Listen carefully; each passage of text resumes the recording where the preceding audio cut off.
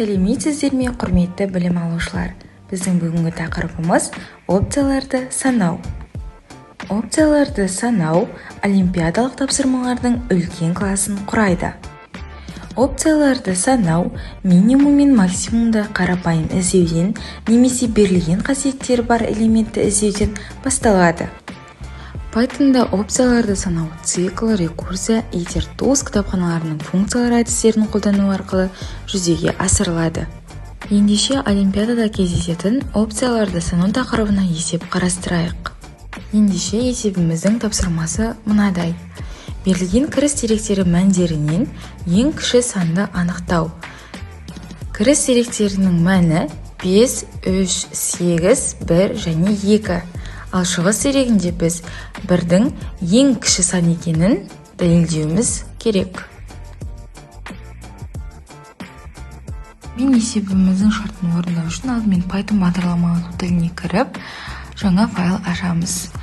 Def кілт сөзін пайдаланамыз. Алдымен бұл бізге функцияны анықтау үшін қажет болады. Ал біздің функциямыздың аты іздеу минимум. Біз ең кішкентай, ең аз элементті іздеп жатқандықтан осылай береміз атауды.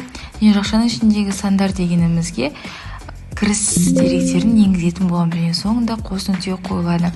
Бұл жаңа жолдан орналастырылған функцияның дене блогын ашады. Осылайша біз қос нүкте қою арқылы жаңа дене блогын аштық. Мұнда минимум сан тең float inf деп жаздық. Бұл float inf шексіз оң сандар арасындағы мәндерден ең кіші санды анықтайтын болады. Және де біз мұнда кітапхана емес циклда пайдаланып отырмыз. For сан in сандар. Бұл for циклді тексереді. Егер false мәнін беретін болса, қате мәнін беретін болса, бұл жұмыс тоқтатылады. Ал егер true мәні берілсе, онда цикл әрі қарай мәндерді анықтайды. If сан үлкен минимум сан. Минимум сан ағымдағы мәнінің сан ағымдағы ең төменгі мәннен үлкен екенін тексереді.